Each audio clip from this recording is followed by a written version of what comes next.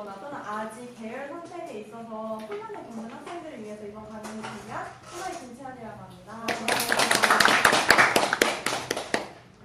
자, 저희 고등학교 다닐 때 한번 생각을 해보면 그러니까 자기의 성향을 제대로 알아서 문이과 계열을 선택하신 분들도 물론 있으시겠지만 그렇지 않은 분들도 굉장히 많잖아요. 과연 내가 어떤 게 나의 적성에 맞는지를 잘 모르는 경우가 많아요. 그런 상태에서 자신의 어떤 계열을 선택하게 되면 선택한 계열이 적성에 안 맞는 경우도 있고 또 자신이 이제 뭐 수학을 이과를 선택을 했는데 막상 공부해보니까 수학을 정말 못해 라든지 또는 자기가 공부하고 싶었던 게 아니든지 아니면은 원래 가지고 있던 꿈이 바뀌던지 해서 자신이 전과를 한번 고민하게 되는 그런 분들도 있을 거예요. 그래서 최종적으로 지금 전과를 해도 될까라는 고민을 하게 돼요. 저 역시도 그리고 생각보다 이 고민을 많은 학생들이 하고 있는 고민이고 저 역시도 이 고민을 똑같이 했었어요. 저 같은 경우에는 아주 어릴 때부터 의사를 꿈꿔왔었어요. 그래서 저의 성향이 이과인 줄 알고만 있었고 그냥 나름대로 그냥 공부하면서 잘 지냈어요. 근데 어느 날 제가 과연 수술 집도를 하는 과정에서 다른 사람의 피를 만지고 배를 가르고 했는데 그런 걸 할 수 있을까? 그리고 막상 그런 의사가 아니더라도 만약에 뭐 정신과 의사가 됐어. 그래서 정신과 의사가 돼서 정신병 환자를 항상 마주하면서 지낼 수 있을까에 대한 고민을 해봤었는데 저는 그게 적성에 맞지 않는다는 결론을 내렸어요. 그래서 이과를 어쨌든 지금 이미 선택을 해서 수학도 많이 공부를 해놨고 과탐도 어느 정도 많이 공부를 해놨는데 당장 문과로 가기에는 너무 부담이 컸죠. 이제 당장 사탐을 전부 다 처음부터 시작을 해야 되고 뭐 수학 같은 경우에는 부담감이 오히려 줄지만 그래도 학생부에 어떤 그 통일감도 없어질 것 같고 굉장히 고민이 많았어요. 왜냐면 저는 학생부 이제 입학사정관으로 대학을 갈 생각을 하고 있었거든요. 그래서 이제 고민을 계속 했었는데 제가 이제 고민을 했던 건 이거였어요. 과연 그러면은 저는 이제 꿈이 바뀐 케이스지만 의사가 아니라면 이과 계열의 다른 직업을 내가 갖게 된다면 그게 나에게 적성에 맞을까? 어떤 거를 뭐 연구하거나 또는 공학계열에 뭐 진학을 해서 우리 일상생활에 필요한 어떤 거를 연구하는 게 적합할까라고 생각을 해봤는데 정말 아니었어요. 저는 우선 사람들과 대화하는 걸 좋아했고 글을 쓰는 걸 좋아했었거든요. 그런데 혹시 제가 다음 슬라이드를 좀 잘못 만들었는데 이분을 아시고 계신가요? 이분은 로렌스 서머스라는 분이에요. 별칭이 레리 서머스인데 혹시 네, 로렌스 서머스인데 이제 별칭은 이제 별명으로 이제 레리 서머스라는 얘기를 되게 많이 하는데 로렌스가 곡성 아닌가? 어쨌든 로렌스 어쨌든 근데 제가 이분을 알게 된 계기가 저는 이제 영어 공부를 하는 과정에서 그냥 수능 영어만 보는 게 너무 재미가 없어서 제가 경제에 좀 관심이 있었는데 그 이코노미스트 뷰라는 사이트가 있어요. 그 이코노미스트 뷰라는 사이트에 들어가 보면은 미국이라든지 해외에 저명한 어떤 경제학자들이 그들의 어떤 그 현재 경제 상황에 대한 분석을 해놓은 글을 올려놨거든요. 그래서 그게 매일 막 몇 개씩 올라오는데 저는 그걸 보면서 영어 공부를 굉장히 많이 했었어요. 근데 그때 굉장히 인상 깊었던 학자 중에 한 명이 로렌스 서머스였는데 이분 여기 나와 있지만 하버드대 교수로 지금 계시고 심지어 하버드 대학교 총장을 역임을 하셨었는데 이분이 굉장히 어떤 역량이 좀 특출나셔서 그 학교를 완전 장악하다시피 해서 굉장히 욕도 되게 많이 먹은 분이세요. 그리고 클린턴 대통령 때 미국의 재무장관까지 역임할 정도로 굉장히 미국에서 유명한 경제학자세요. 근데 어쨌든 저는 이런 어떤 프로필에 이분에게 어떤 관심을 가지게 됐다기보다는 이분의 글이 너무나 매력적이었어요. 그냥 요즘에 뭐 금리 인상을 해야 되냐 말아야 되냐라는 얘기가 한참 말이 많이 나왔었는데 이분은 당장 금리 인상을 하면 안 된다라는 자신의 주장을 굉장히 논리적으로 잘 펼쳐주셨었거든요. 그래서 저는 이분의 글을 읽으면서 돈에 관심을 가지게 됐어요. 돈, 뭐 금리 이런 것들이요. 그래서 저는 원래는 어떤 지금 뭐 경제학자가 되는 게 꿈은 아니에요, 이분처럼. 하지만 저희 생활을 잘 살펴보면은 다 돈이잖아요.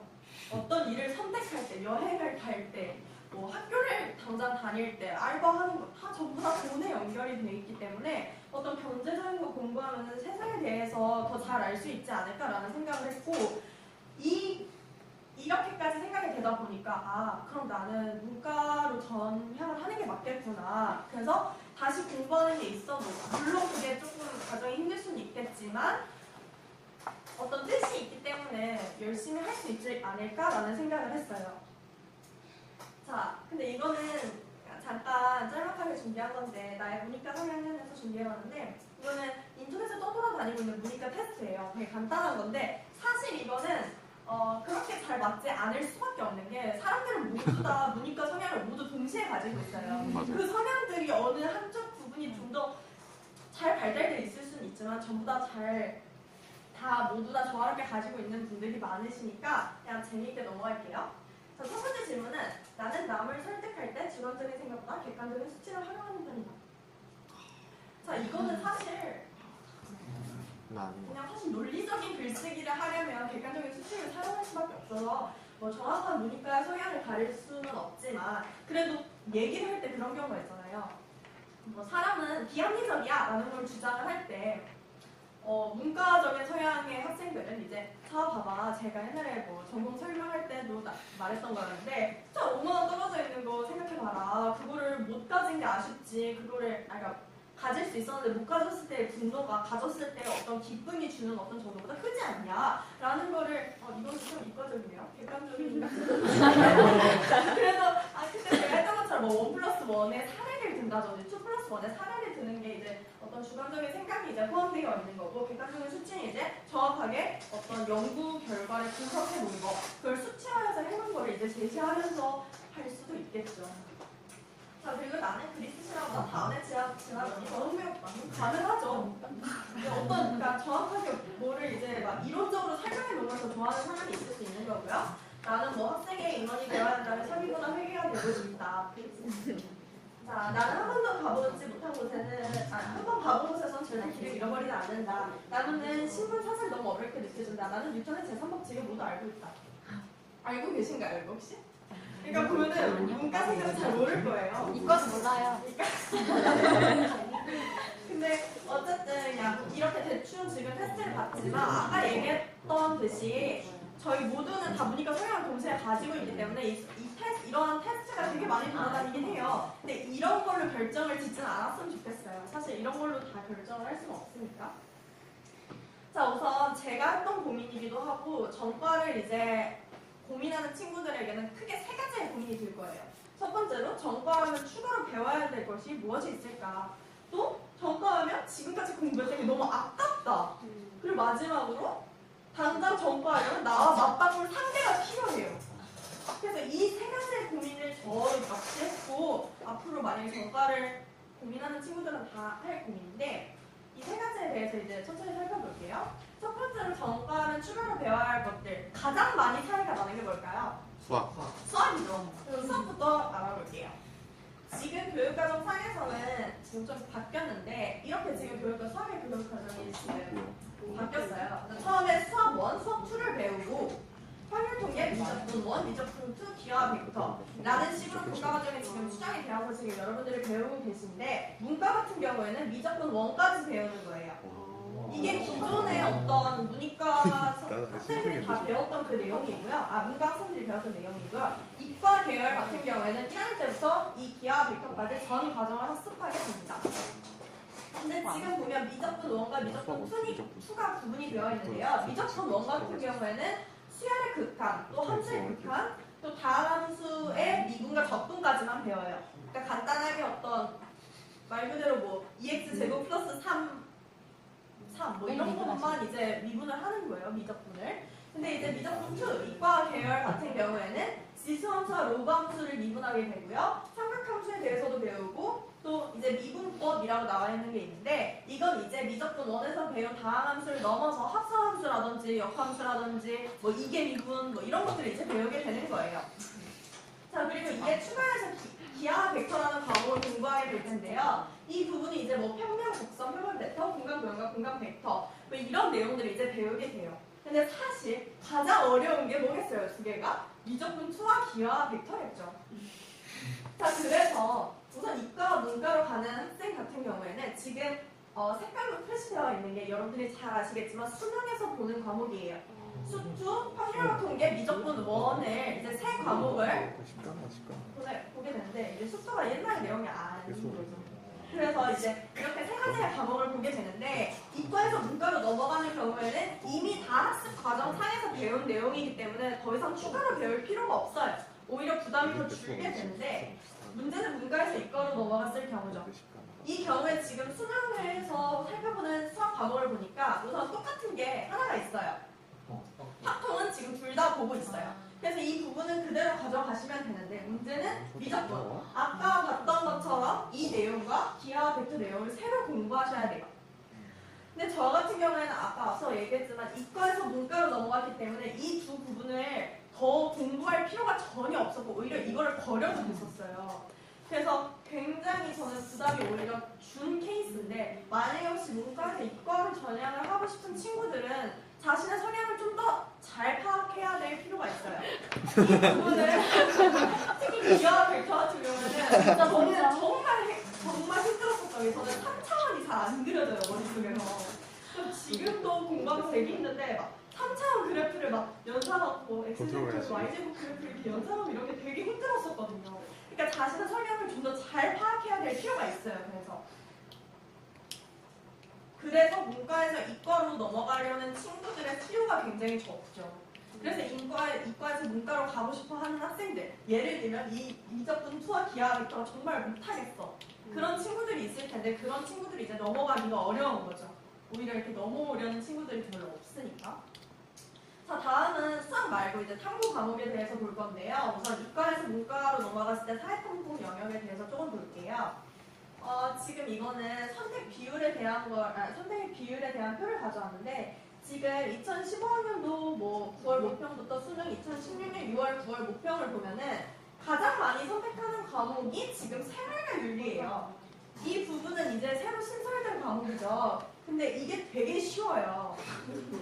그래서 가장 많이 선택을 하는 거예요. 사실 이렇게까지 제가 수능을 봤던 연도가 2014년도였는데 그때만 해도 생활과 윤리 선택 비중이 이렇게 높지 않았어요. 근데 너무 쉽다 보니까 사실 이거는 공부하지 않아도 도덕계 내용이 한 10문제에서 15문제가 나오거든요. 그냥 우리가 착한 거 골라라 하는 그 도덕 문제가. 그래서 여러분도 만약에 이과에서 문과를 옮기실 때 생활과 윤리 과목을 선택하시면 굉장히 쉽게 사탐 공부를 하실 수 있으실 거예요.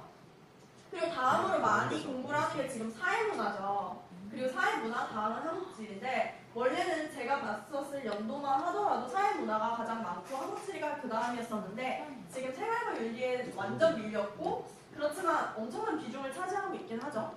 대부분의 학생들이 지금 사회문화와 생활과 윤리를 선택하고 있다는 것을 아실 수 있어요. 그래서 혹시 이과에서 문과로 넘어가려는 걸 고민하는 학생들은 만약에 넘어가게 됐다 하면은 사회문화와 생활과 윤리를 선택하는 게 가장 안전한 거죠.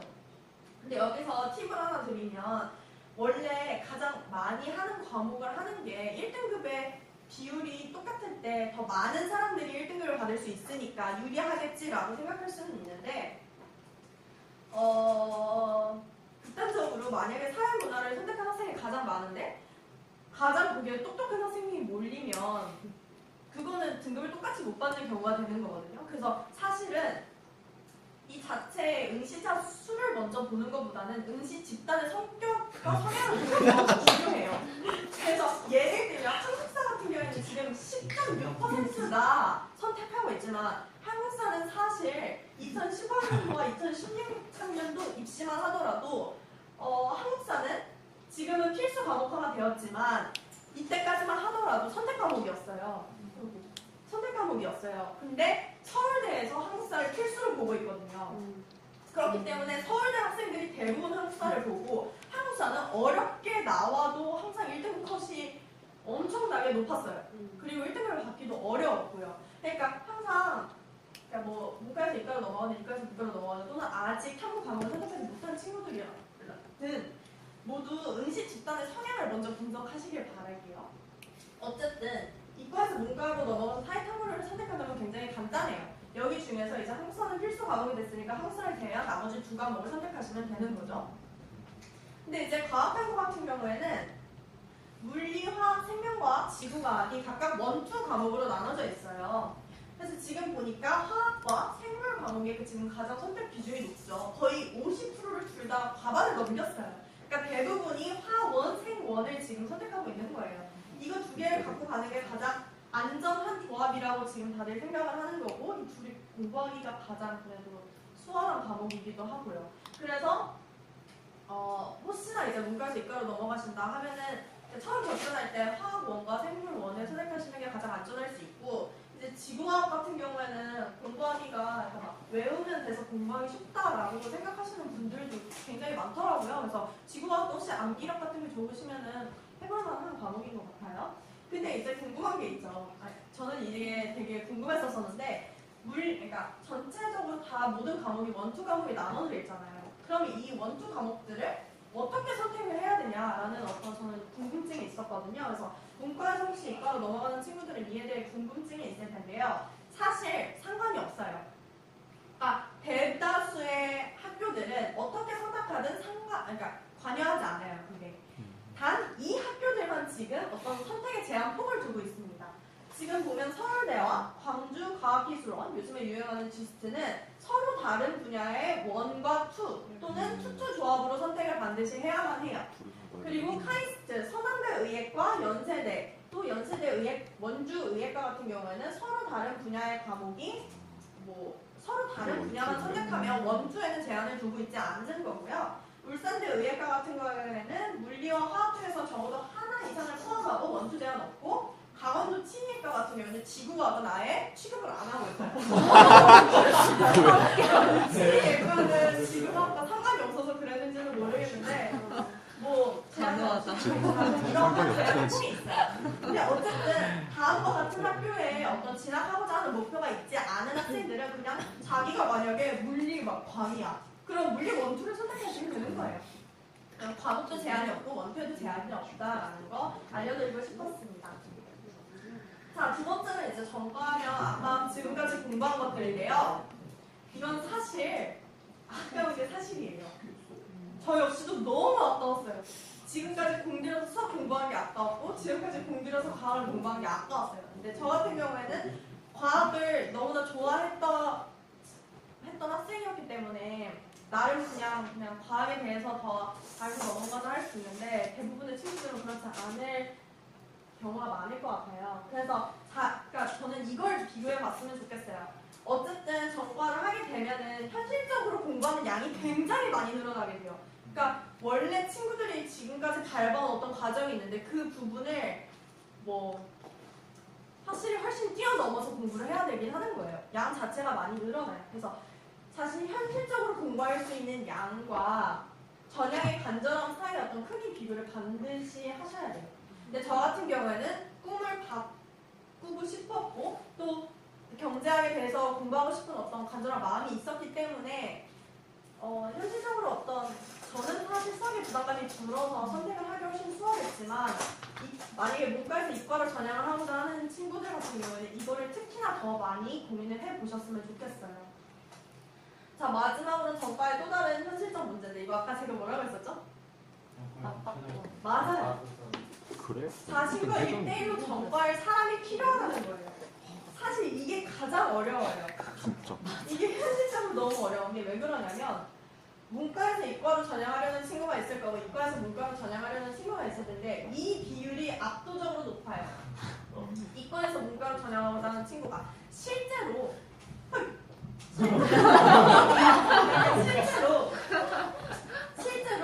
문과, 즉 사탐 과목을 선택하는 학생들이 과탐 과목을 선택하는 학생의 2배 가량이 돼요. 그러니까 처음에 근데 그렇지는 않거든요. 처음에 비율은 6대4 정도가 된대요. 1, 2학년 때만 해도 과탐이랑 사탐의 비율이 거의 한 4대6 이 정도가 되는데, 막상 수능을 볼 때 9월 모평, 6월 모평, 9월 모평 수능 때가 되면 점점 더 올라가요. 문과 학생들이 사탐을 선택하는 비율이. 그러니까 생각보다 많은 학생들이 지금 전과를 하고 있는 상태고 그거는 대부분 이과에서 문과로 가는 경우다. 근데 아까도 얘기했지만 1대1로 전과의 사람이 필요하기 때문에 문과에서 이과로 넘어가는 친구가 있어야 돼요. 저 역시 그랬죠. 저도 이과에서 문과로 가는 케이스였기 때문에 문과에서 이과로 가는 친구가 필요했어요. 근데 아무리 기다려도 나오지 않아서 한 달을 기다렸는데 그게 교무실에서 이제 제가 맨날 들락날락 거리면서 혹시 누구 있었어요? 혹시 누구 있었어요?를 물어봤는데 안 나오더라고요. 그래서 저는 전단지를 계속 붙이고 다니고 아침마다 반에 찾아갔었어요. 뭐라고 붙였었냐면 이과생이 저 대학을 잘 간다는 거 거짓말 맞나요? 이과생이 더 취업 시장에서 잘 팔린다는 거 거짓말 맞나요? 자세한 내용은 대박이다, 진짜. 아무것도 안 대박이다. 그냥 진짜 이거 대박이다. 붙였는데 이거 보고서 몇 명의 학생들이 진짜 직접 왔어요. 처음에 이제 장난이었는데 나중엔 이제 이런 현실적인 어떤 고민을 하는 친구들이 실제로 있더라고요. 근데 이게 저는 너무 전향의 어떤 간절함이 커서 굉장히 극대화시키고 굉장히 웃기게 표현을 한 거긴 한데 사실 둘 다 완전 거짓말이라고 하기가 어려워요. 왜냐면 아까 제가 얘기했듯이 사탐 선택 학생이 과탐 선택 학생의 2배예요. 근데 막상 대학교의 학과 어떤 그 모집을 보면은 그 이과 계열의 학생을 10% 정도를 더 많이 뽑아요. 그러니까 전체 과를 다 분석해 봤을 때 이과 계열이 약 10% 정도가 더 많이 뽑아요. 그럼 당연히 이과 계열의 학생에 비해서, 그러니까 뭐 상대적으로 문과와 비교해 봤을 때 이과 계열의 학생보다 어떤 학과의 어떤 수요가 더 큰 거죠. 그러면 당연히 문과생보다는 대학을 잘 가기에 더 유리할 수 있는 조건이긴 해요. 그리고 또 취업시장에서 역시 요즘에 IT 산업부터 시작해서 뭐 옛날부터 반도체는 유명했고 요즘에 AI, 인공지능 사업도 뜨고 있고 여러 가지로 지금 이과의 어떤 수요가 굉장히 많이 있거든요. 그래서 취업시장에서 역시 이과생들이 훨씬 유리한 경향이 있어요. 실제로 문과학과, 뭐 경영학과 그리고 선택의 폭은 넓지만 너무나 많아요. 사람이. 그래서 취직을 잘 못하는 경우도 되게 많아서 슬픈 현실, 문과생이 저도 문과생이라서 굉장히 슬픈 현실인데 그래도 이과가 훨씬 취업이 잘 되긴 해요. 그래서 저는 이렇게 굉장히 극단적이긴 하지만 정말 노력한 거예요. 저도 막 되게 참패했거든요, 이거 지금. 그리고 남자반이랑 여자반이랑 합반이 아니고 분반이었어요. 그래서 남자 반에 가서 이거 붙이고서 애들한테 얘들아 진짜 또 생각해봐라 막 이런 얘기를 계속 하고 돌아다녔어요. 근데 사실 굉장히 창피했지만 그만큼 저는 간절했거든요. 사실 아까도 얘기했지만 이과에서 문과로 넘어가려는 친구들은 이런 노력이 조금 필요하긴 해요. 뭐 전단지를 붙인다든지 아니면 선생님들을 잘 설득을 해보는 것도 하나의 방법이 될 수는 있어요. 근데 저는 설득에 실패했어요. 저는 뭐 없어도 그냥 저 하나 간다고 그게 뭔가 달라지나요? 했었는데 그게 아닌가 봐요. 학교 행정사 그리고 학교 행정상의 문제도 그렇고 제가 만약에 이제 이과에서 문과로 쉽게 옮겨가면은 다른 친구들도 그 쉬운 선택을 할 수 있기 때문에 그게 어떤 제한을 두기 위해서 이러한 장치를 지금 두고 있는 거거든요. 그래서 여러분도 혹시 저처럼 이제 전과에 어떤 희망이 간절하다면 이런 집까지는 서신다고 하셔야만 가능한 거라는 사실 다시 한번 알려드리고요. 자, 그 다음에는 이제 교차 지원에 대해서 잠깐 알아볼게요. 그러니까 교차 지원은 사실 그러니까 많은 분들이 잘 모르고 계시는 부분이긴 해요. 그래서 이 부분을 좀 다뤄볼 건데 교차 지원은 우선 수능 시험의 응시 영역이 기준이에요. 그러니까 고등학교에서 교육과정사 문과이든 이과이든 상관이 없어요. 그러니까 학교에서 무엇을 배웠는지는 전혀 보지 않고 그냥 수능만 보면 되는 거예요. 교차 지원을 할 때는. 자, 그래서 인문사회계열, 즉 이과에서 이제 문과로 넘어가는 경우를 보면은 약 10%의 학교가 수리 영역, 나형, 사회탐구 영역을 지정해놓고 있어요. 그러니까 무슨 얘기냐면 반드시 우리 학과에 오려면 수리 영역은 나형을 또 사회탐구 영역을 가야 된다 하고 지정을 해놓는 거예요. 근데 이 10%의 학교들이 대부분 상위권 학교라는 사실은 꼭 명심해 주세요. 나머지 이제 90%의 학교 같은 경우에는 수리는 다 나형 뭐 상관없고 과탐이든 사탐이든 모두 허용한다. 지원만 해줘 라는 식의 어떤 학교와 학과가 굉장히 많아요. 근데 다시 한번 얘기하지만 하지만 저 10% 안에는 저희가 흔히 생각하는 인설권의 좋은 학교, 아니, 조금 성적이 높은 학교들은 다 저 10% 안에 들고 있어서 현실적으로 공부를 잘하는 친구 같은 경우는 교차 지원으로 대학을 가기는 어려워요. 자, 그리고 수능 시험 영역별 평균 3등급 이하에서 지원 가능한 대학들은 대부분이 지금 수리과나 가상사단 양쪽 모두 허용하고 있다. 즉, 이과에서 문과로 교차 지원을 하는 건 굉장히 자유롭다고 보시면 돼요. 그러니까 내가 완전 높은 학교를 가지 않는 이상은 이과에서 문과를 지원하는 건 오히려 가산점이 붙는 경우도 굉장히 많거든요. 왜냐면 경제학과 같은 경우에는 수학을 굉장히 많이 사용하기 때문에 수리 오히려 가형을 본 친구들이 더 잘할 수 있다라는 생각에 가산점을 부여하기도 해요. 그러니까 여러분들이 선택하실 때 어쨌든 좀 공부를 잘하는 친구들은 교차 지원이 절대 불가능. 하지만 조금 아래의 학교들도 지원할 수 있다.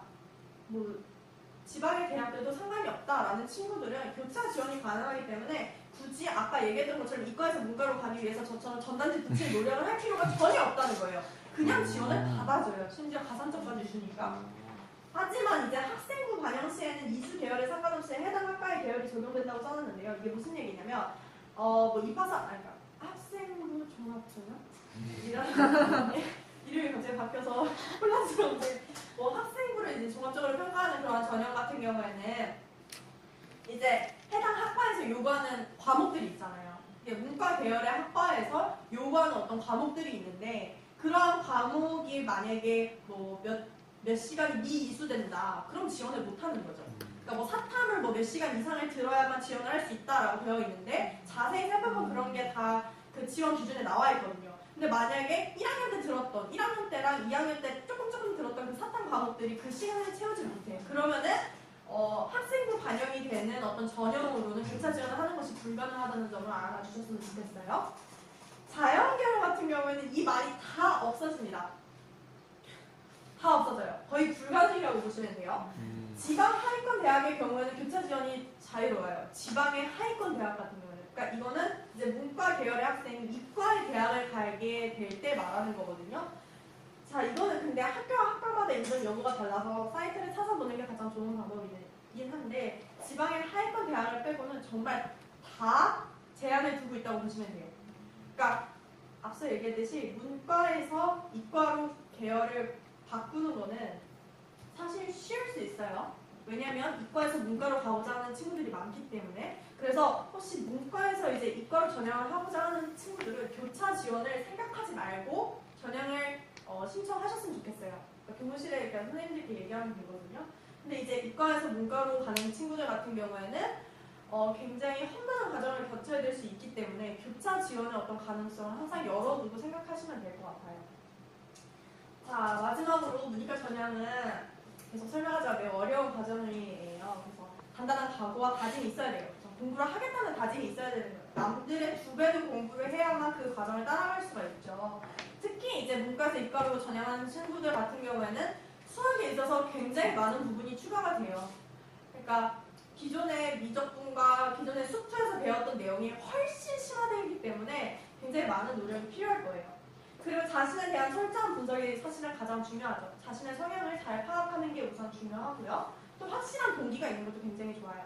저는 단단한 각오와 다짐은 별로 없었어요. 공부를 더 많이 할 수 있겠지라는 생각은 별로 안 하고 제가 하고 싶은 것만 생각했거든요. 아, 나는 이과에서 하고 싶은 게 전혀 없어. 나는 경제 공부를 하고 싶어 라는 동기가 확실했어요. 그래서 그냥 아무 생각하지 않고 다른 거 고민 많이 하긴 했지만 많이 하지 않고 옮길 수 있었던 거거든요. 그래서 여러분도 혹시 저처럼 만약에 꿈이 바뀌었다, 동기가 확실하다 이러면은 가서 열심히 공부할 수 있을 거예요. 왜냐면 동기가 확실하니까. 자, 그리고 마지막으로 희망대학과 학과의 교차 지원 인정 여부를 반드시 확인해 봐야 된다는 거 마지막으로 강조하면서 마무리하도록 하겠습니다.